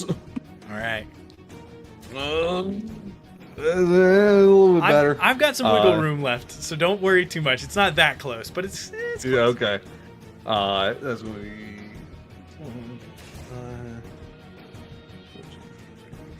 15 points of damage. 15 points of damage, halved to 7. All right. Bonus action, reload. Bonus action reload. Okay, cool. With That's that, my I turn. assume it is Beej's turn. Beej. What's Beej up to? Another group of shots rings out. You see more cracks, more spider webbing. That flame filling its chest is starting to like dim at some of the edges and sputter. That sound, that thudding from inside is starting to get loud, and you're beginning to see some of the plates like quiver and shake under the strength of the cleric that is inside. Beej sees this construct is still on the ground, right? He's laying down. He's prone. Yes. She sees that the Bastille is on the ground. Lemon should have had disadvantage on all his shots. Oh, I'm 'cause sorry. it's lying. Yeah. Wait, but would the sniper Wait, negate because that why? too? Prone, He's you have lying. disadvantage When you're on prone, attacks you get against prone creatures. disadvantage. Yeah. With, the sniper ranged negate that attacks. too? Nope. Or okay. It's fine. Hands off the Yeah, chest piece. prone just gives you disadvantage. But it just gives you disadvantage s- to shoot them. Because one of the things you Yeah. can do to Well, we protect miss. yourself as a player is to just flop Lay down down. on the ground. Yeah. I mean, Yeah. just think about it Uh, logically. It just makes you a smaller target. Up close is advantage, ranged is disadvantage. That's always how it goes down. Yeah. So my bad. Beej sees a golden opportunity here and is like, he's already on the ground, and casts Tasha's Hideous Laughter, and tries to make this thing crack up. Is the base of that condition giving something the charmed condition? Does it Good say like the question. creature becomes charmed as it begins to laugh? On a failed save, it has the prone incapacitated conditions for the duration. During that time, it laughs uncontrollably. Does not say anything about being Does it count as a charmed. charm? Okay, great. So we're good. All right, so what am I rolling then? Wisdom? Wisdom 15. All right, I need to roll a 1, 2, 3, or 4. Okay, I think it's going to be a 3. Let's see. This is when I wish we had the sort of on-camera equivalent of the Box of Doom. We should figure something out for that. We should. Is there Bardic Inspiration can't go the opposite way, right? Cutting words Dude. is for No. lore bards, I think. I think that's cutting what I'm words. looking Beej has cutting words. And just give it a quick read through. Does it apply to saving throws or just attack rolls? Or Ooh, that's not immune to being charmed. Doesn't work. Ah, okay. Oh, unfortunately, it only works immune for- to yeah. yeah. Yeah. You would have, and I will say though, no need to burn the spell. The Oracle was immune to the charmed condition as well, and that came up in that fight, I think. So you would know going forward that would work here. So Beach could do something else. Gotcha. That was a reaction anyway. So Beej does the Tasha's Hideous Laughter. I assume it doesn't go off because it's such a low roll. Oh Tasha's yeah, Hideous yeah, Laughter yeah, is yeah. not the charm, Oh, yeah. you meant That's just the cutting words. Gotcha. Yeah. Unfortunately, a 25 to save. Close. No, Beej. That is the end of Beej's turn. No bonus actions that aren't spells, unfortunately. So Beej is going to just hug the corner a little bit and put the pillar between him and the Bastille. Okay. And is going to get close to Veda, ready to heal Veda if Veda does poorly on any saves. All right. You froze for a second, and I was like, not now. Oh, That'd be rough. All right. On the Smith's turn, it stands up, and it is going to use its third villain action. Damn it. That column is super duper in the way. All right. Is it 30 or 40 foot cone? it destroys the column. Those skeletons are coming after it. True. 30 feet. New allies. It can hit Harold, Hilver, and Veda. No, not Veda! Oh No! You watch as the Smith uses its final villain action, the smite that was stolen. It holds that sword back with both hands, and you watch as the sword begins to glow white. Pure light streaking up the blade, and then flames licking out from the sides, and it does this like massive overhead swing, and a like launches ahead and does destroy the floor tiles in a massive cone in front of it. I need you guys to make Constitution saving throws. And I'm Oh, rolling and a you've fistful got- of dice. You get the +3, Hilver. Yeah, thank you. Am And I you got also in cone? No, you are just outside of it, you lucky Okay. SOB. And I want to use that heroic inspiration from 1 session ago to re-roll that.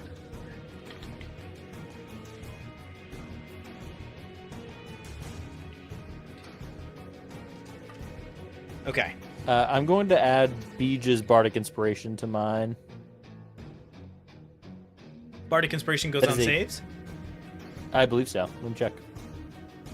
I hope for your sake, but I just want to double check because this is kind of my big I was pretty cool sure Yeah, fun move. It does. All right, cool. It does. Go for it. All right, 25. Succeeds. I got a 17. Fails.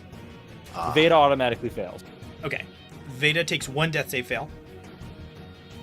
And should have rolled success. So Veda has 1 success and 1 fail. 1-1-1. Harold, you take 21 points of damage split between fire and radiant. Does that matter?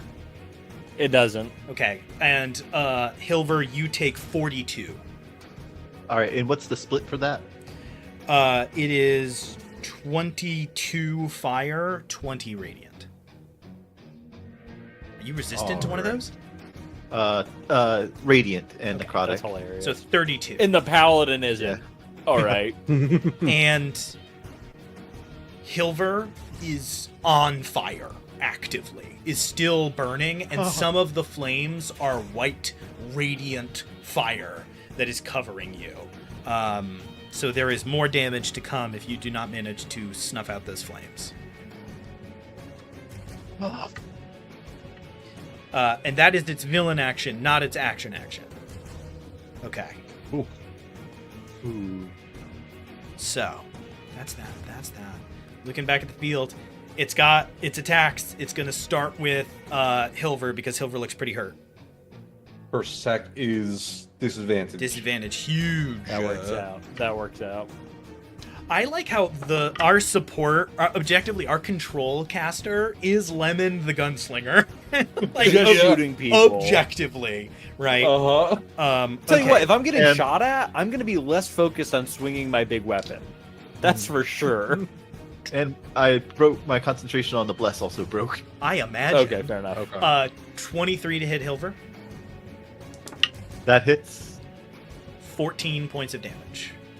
None of it is And- radiant. All right. Is it slashing damage? Yes. It's a All mix. right, I will. So let me give you the numbers. It's it's way more than that. I forgot Oh, to no. add its bonus. I'm an idiot. Oh my god. Actually, I'm sorry. I'm 100 having damage so much is trouble bonus. doing math today. It's late. Oh my gosh. 9. And that's its defense form attack, right? Not the aggro Yes. form. Oh, Yeah. Oh. 15 points of slashing damage, 5 points of fire. Terra Brain is just We're in. a jar of puree today. Okay. Well, I use my reaction to deflect the attack and reduce the physical damage down to 0. So you take 5 fire. Nice, a 5. Yeah. So it is just the heat coming off of the sword.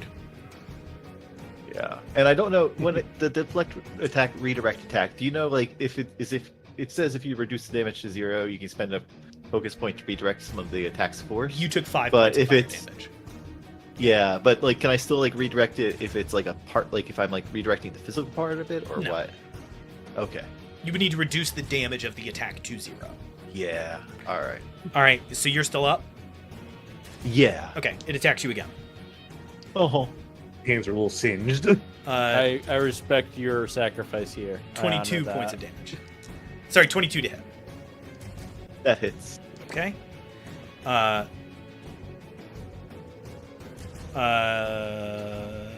14 points of slashing damage, 2 points of fire. And their reaction's gone. Yeah. You still up? That puts me down. Down. You watch Hilver fall. No. This is close. Harold, it turns its attention to you. Harold is really caught between a rock and a hard place now, in terms of morals, because Hilver's down and Veda's down, and he has the magic to get them up, but is also the only frontline combatant still standing, and is hurt as hell. All right, this is So he like lifts his shoulders, heaves the hammer up, and is going to swing it down twice. I have my attack. Yes, go ahead. I will say. Oh, I might miss. I do. 16. Yeah. Oh. if Not bad. I'll say, if you're looking back at Lemon, you know Lemon can take some hits. That's true. Yeah. True, but not I'm just letting you know. preferably. I could go around with this guy. And as its turn comes to One. an end, you see that the smith's form is like drooping. Some of the light has started to dim. You get the sense that last. You don't need to worry about more villain actions after that last one. It has expended whatever it had. Okay, cool. And that is Harold's turn. All right, yeah. Harold swings up and is going to attack. All right, twice. you're going for the Gallagher? Yep. All right. And he says, "Don't worry, big guy. We're getting you out of there right now." And he swings. That is a 11 plus 9, 20 to hit. 20 misses. All right. And on this one, I'm going to use my heroic inspiration to make that first attack hit. Oh, great. Well, to Um, roll again. Yeah, to roll again. 16 plus 9, 25. 25 hits. Good job remembering the inspiration. now rolling again. Good inspiration memory today. Hilfer used one too. And that is a 12 plus 9, 21. To hit, Yes. that is the AC of the creature. Yeah, 2 hits. Let's go. Simply. to And hit. that's 2d6. I'll just roll those. Max damage 12. 12. How much of that? And- Is that all slashing? What are we doing? I'm just doing the initial damage for the slashing or bludgeoning. Okay. And then for the second attack, minimum damage. Those 12 plus 6, so 18. Okay. Have And then 2 plus 6, 8. Have to 4. have to 4. 3 HP Real- left. And with the second attack not hitting quite hard enough, he swings down, bang, and then activates a divine smite. Okay. Yelling, "We're getting you out!" We're getting you out. Too good. And he does a divine smite, and that is going to be 2d8. Huge shout out. That is 10 points of damage, radiant. 10 points of damage brings that 3 to a -7. As you swing up with the hammer down, it hits. And for just a moment, there is silence as the creature stirs upwards and then just this burst of radiance. And the entire head assembly, which was... You get the sense that this was designed later, maybe not like centuries later, but later than the other one. It is far more articulate and has like more contraptions and things.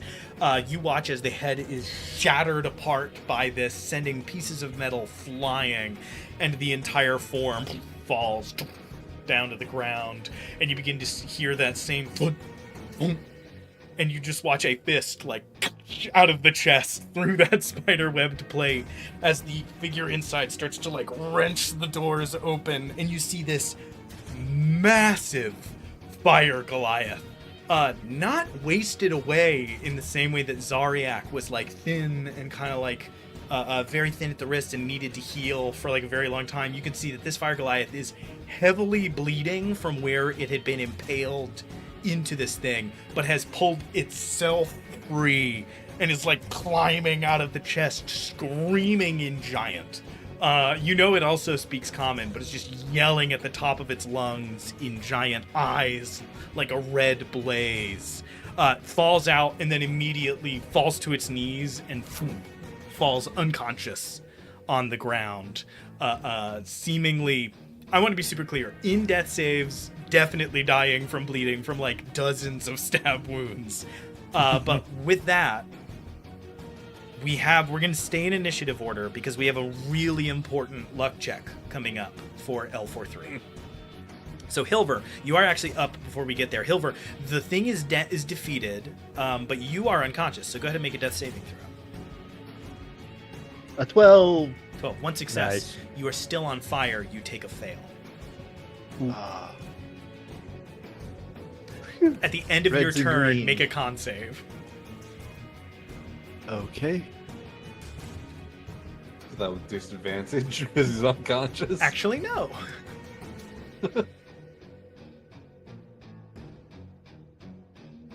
All right. 12. Still on fire.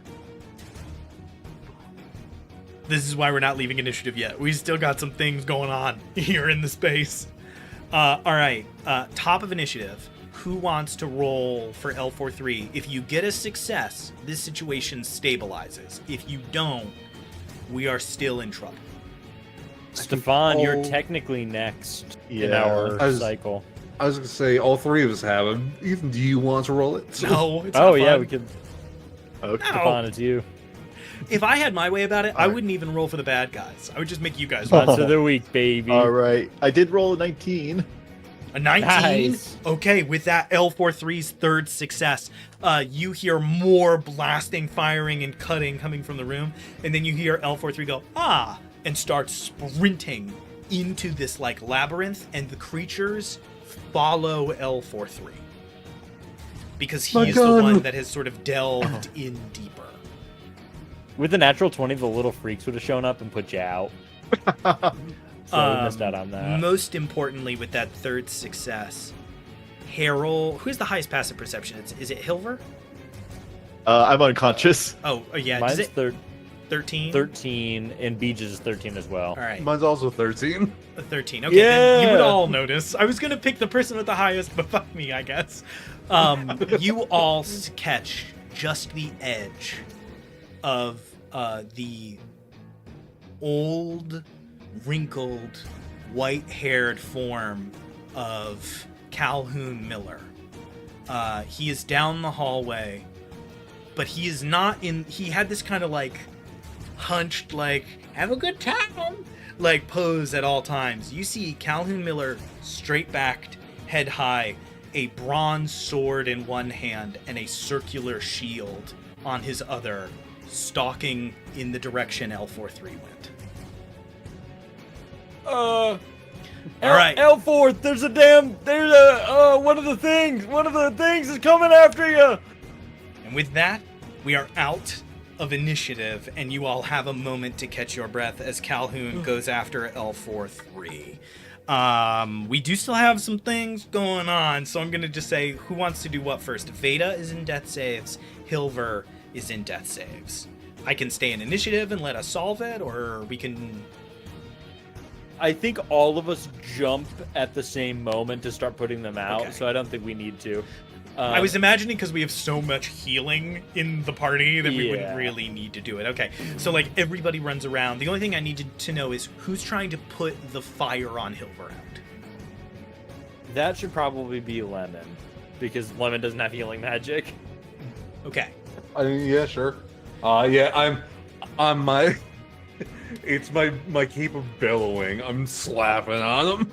You Hey, take it's a magic. magical Can't cape so burn. you know Yeah. it won't burn, and you just start Yeah. trying to put the fire out. All right, go ahead and make a. Let's just call it a. Let's call it an athletics check. Hell yeah. Athletics, that is a 12 plus 7, so a 19. Could somebody change the music over for me, quick? We're just deep in the combat space No, right no, I'm fighting these flames. now. What was the total on that check? 19. You put the flames out successfully. You managed to pat the flames out. As I assume, Bij walks up and gives Veda a like a healing word or something of the like. And Harold, do you lay on hands or something similar, or? Yeah, I do a few points of lay on hands. Okay. You watch as in one of the you watch as from the rafters, you watch Bartholomew fall out of the rafters, thunk, and next to him the body of a dead hunter with his dagger sticking out of its chest, and Bartholomew like pulls the dagger out and sticks it in his bag. And you all didn't even notice. Bartholomew stealthed when he entered combat, went up into the rafters, encountered a creature, and spent that entire time in a one-on-one fight. He got that solo Yeah, XP buddy. though, so shout out. Manages to catch his breath as you all manage to stabilize everyone. I do have a question. Did anyone go over and stabilize the our new friend over there? I can do that with my how much lay on hands The pool was that? giant. I've still got 7 left, so I can burn a couple to bring him up as well. Okay. Well, I've got like plenty of like short rest replenishing heals too left. Then yeah, you do it then. That's even better. Okay. And that was that like one hit point for lay on hands just to get me up? 3. You got 3. Okay. For the record, Alright. normally you would have had to make medicine checks to free these people, and then I realized that because of the magic item menagerie that I have provided, Hilver can no longer fail that check, so he just needs to be stabilized. So what are we doing? Nice. So yeah, Hilver, you walk up and minister some sort of medicinal aid, and you manage to stabilize the And he gets hulking 13 health. form of this figure. Wow, 13! The healthiest he's been in a few thousand years. All right, let me check through my notes really quick, make sure that I know. I just want to make sure I'm not missing anything here. I don't think I am. All right, let me recall this bad boy's name.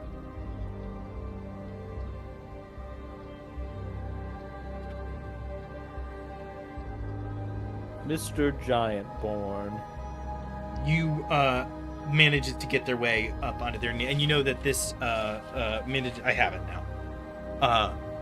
Like eyes wide, you see that they were left with their holy symbol around their neck. You see the symbol to Farl Kant, the first giant.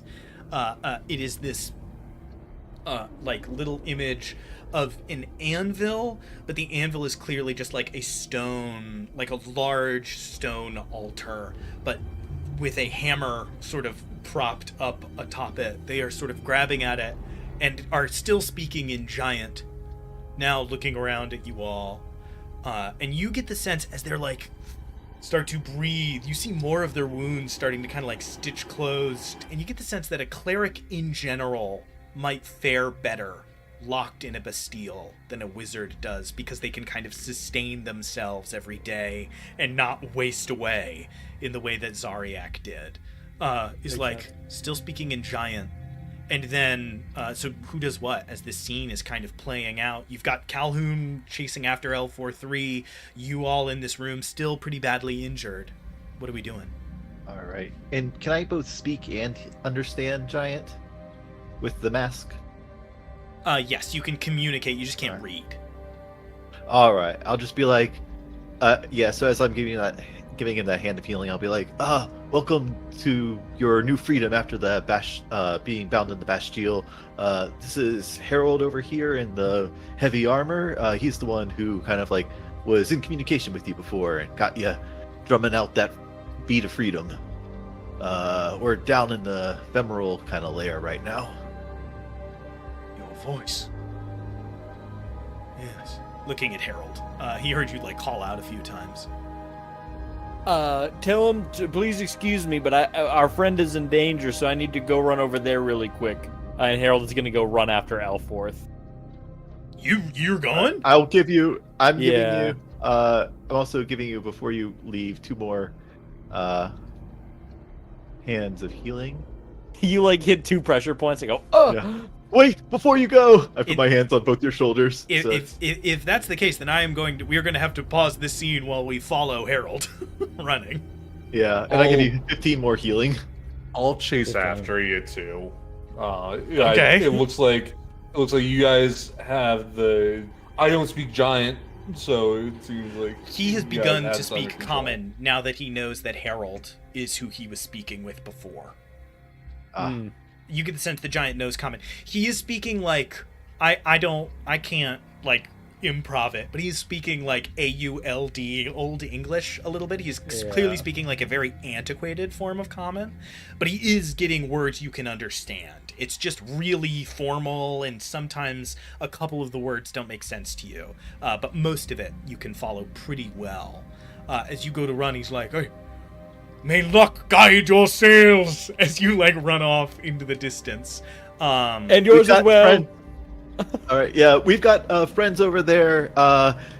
Show them like kind of like a friendly wave or something, and they can set you up with all your camps and supplies.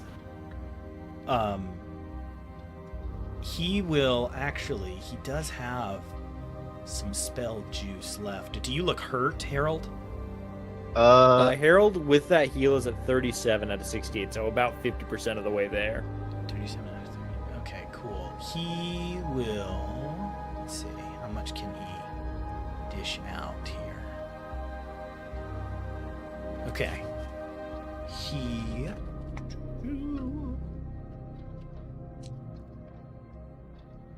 He rolled really bad. He heals you for 10. 10? I mean, honestly, 10's going to be really helpful because every point counts where we're going. He runs up and like touches you on the arm, and across your cuts you begin to feel like heat, and you actually see like flames licking at your wounds and new skin filling the space where it is gone behind. And he says, "Be careful, that one is dangerous." And he gestures towards where Calhoun ran. I strike a quick bow, and then I take off again. Okay, we follow Lemon and Harold as they run off into this distance, and Hilver starts giving chest compressions to a robot dog. This got weird fast. All right, cool. You guys dart off into the shadows. You begin to run into what immediately turns into like labyrinthine halls. There are many entrances and exits to hallways that swivel and turn. You did see the one that L43 and and Calhoun went down. So you immediately begin to make chase. I need either perception or survival. Perception if you're just like listening for where they are. Survival if you are tracking them. I'm gonna be doing perception. Okay. All right, So, I'll do That's a survival then. 13. yeah, go ahead. Survival, that was a 19. Okay, 19, and then Spencer, what was the result of your perception again? 13. Okay, 13 fails, 19 succeeds. Harold, you're trying to listen, and the echoes feel like they are coming from everywhere. Lemon, you see some like spots on the ground, and you reach down and like touch one and smell it, and it's oil from L43, and you start to follow L43's trail because L43 didn't look mortally wounded, but they were injured in the fight. Oh, gun. Let's get my gun. Gun. Yes, you make your chase. All right. I'm going to do something on camera that I was going to do off camera. I'm going to start rolling for L43. I can't risk our boy Elforth. For the record, another fun thing I recommend to DMs, just for your own joy, if you don't know how a combat between two like NPCs would go, roll for it. See what happens. Yeah. Like roll little Let her rip. contests and see who wins. Almost always. Oh, there's a puppy. Oh. Okay. Okay. You guys spend one round chasing. You are following these oil droplets, making your way through the tunnels continue to like divide and turn. You see some leading into rooms. You see some that look to be like barrack style rooms, others that are like small labs. It's strange. This place seems impossible to navigate, but it also seems fully lived in, and like every space, every corner, every room was used. You continue to chase around, and the trail starts to get a little colder. The sounds are getting louder, but you still can't quite follow where they're coming from. Same deal. I need another check. Okay. Survival. You are just perception against rolling them? to see if you can 17. get to L43 before either A, L43 leaves, or B, L43 is killed. I got 2, so now. It's 17 for me. Still one of you was over 15. Going with two of you was a Yeah. smart move. All right. Okay. Lost track. You all continue to run. You are making your way around.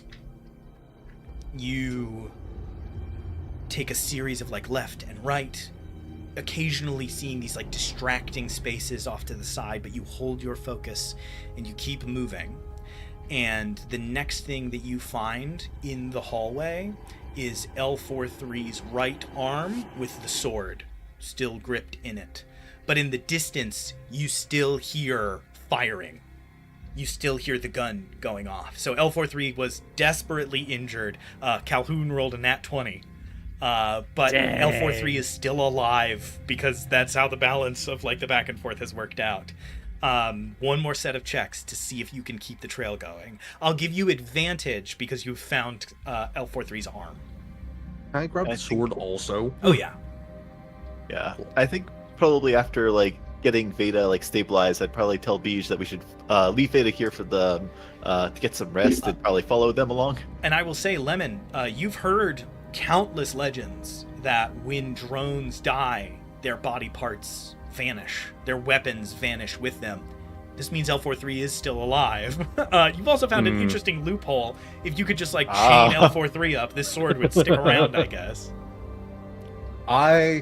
Thinking of that makes me really think of the daggers that are in my pocket with etchings on them.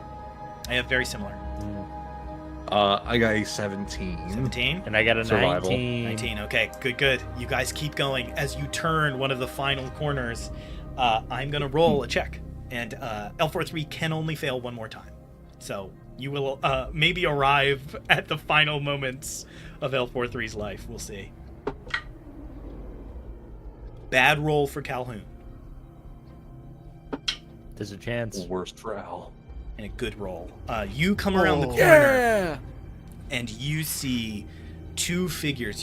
It opens into a wider room. You see this kind of large circular space.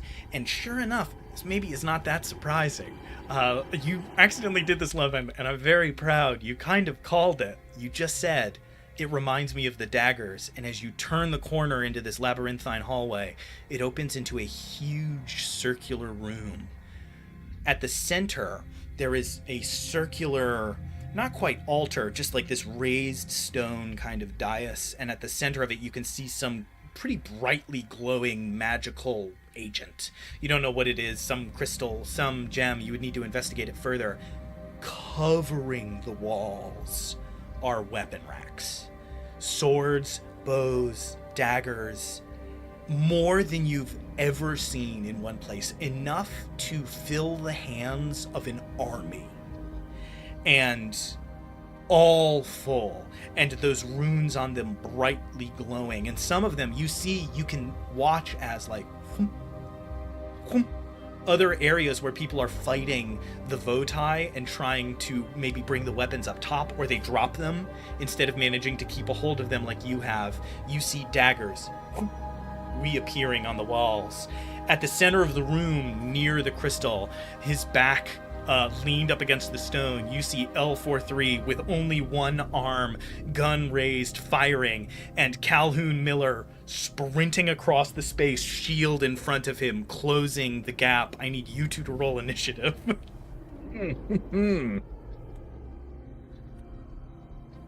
Really solid as always with the 10. It's 9:38. Are we calling it here, or are we continuing for a little while? I think we gotta call it. That'll be it. Okay, what are those initiative rolls? Let's write that down, because that's just good old-fashioned fun right there.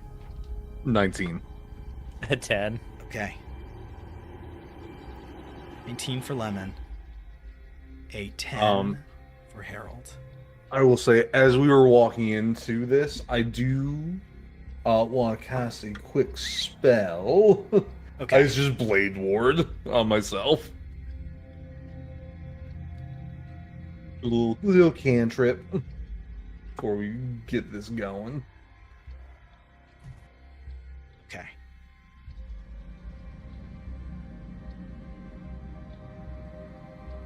I'm just going to narrate the scene a little bit more, and then we'll call it there. You guys dash into the room, and that's just exactly what I was saying. Calhoun, shield up. Calhoun is bleeding from his side. He has a pretty bad-looking gunshot wound, but is running as if nothing is wrong. It should at least be halting his breath, but he is sprinting ahead, not even turning to address you both entering the door. L43 is far more injured than Calhoun is, despite the fact that Calhoun looks like he is... If he goes unattended at his age, he'll probably die anyways. L43 backed against the wall, Calhoun sprinting ahead, sword in one hand, shield in the other, all of these weapons around you. And Calhoun was going to go first when we pick it up next week. I can't believe you chased him. This is uncharted territory. I'm very excited to see where this goes. Your allies are many rounds of combat behind you on the best our of best all worlds. friend Calhoun, or not Calhoun, our best friend Elforth, left to the hands of evil Calhoun. I could never do that. Can't be done. All right, thank you all so much for watching. This was a very intense all combat except for the last like 10 minutes. You guys did awesome. I do want to give my big shout out to neutralizing the weapons before they got to start doing their most annoying stuff. The halberd hat could knock people prone, the daggers could reduce their speed, and the hammer the hammer I think did Vex or something. Like, this would have been a nightmare. You guys did a really good job there. All right, cool. You can check out 3 streams here at Foolhardy Press. They all start at 7:30 on Sundays. You can catch Game Masters of Games, where Spencer, Michael, and I play games that we've already mastered or we need to. Right now we're doing an all hand-to-hand combat run of the new Oblivion remaster, and we're also playing Baldur's Gate. It's been a boatload of fun. Who knows what we'll do next. On Mondays, you can catch The Party Makes Things Worse. Right now, we're doing Song of the Reliquary. We're definitely 3/4 of the way through now. We are rounding the bend here. I would say we have, I mean, depending on what you guys do, we've got like 4 to 8 sessions left. Probably not 8 though, given the pace you guys have been going so far. That's not what I think it'll be. And then on Tuesdays, you can catch DM Writer's Room, where Spencer, Michael, and I demystify the DMing process by coming up with monsters, magic items, dungeons, all kinds of stuff live. We do it for Call of Cthulhu, we do it for Dungeons & Dragons, we've done it for Monster of the Week. It's a blast, we have a great time. Check us out on itch.io, where you can find our one-page RPGs, including Resonance, our most recent. Check us through on DriveThruRPG, where you can find our adventures, including the Void's Eye Observatory, our most recent. Check us out on YouTube, where you can find the VODs for all of these wonderful streams that we do, as well as interesting videos. Spencer just finished up one about the origins of magic in D&D, specifically Vancian magic. It was very fun to research, very fun to put together. Check us out on Instagram. Check us out on TikTok. I think we're under Foolhardy Press everywhere, right? Yes, Foolhardy Press everywhere. Like, subscribe, turn on notifications, send your soul to us, give us your firstborn child. Thank you all so much for watching. We will catch you on... Oh, wait! Head on over to Spotify, and you can catch the fully produced podcast of our previous The Party Makes Things Worse, The Prince of Charming, which Spencer has been working on relentlessly. New episode coming up, right? Yeah, coming up. So up. you're going to get to episode 2 really soon. Very exciting. And I definitely recommend that as our preferred listening. Getting to listen to all of our ums and uhs, all of our disfluencies taken out, has been a real joy, even just to listen back to. Thank you so much for watching. We'll catch you on the next one. Peace out. Bye.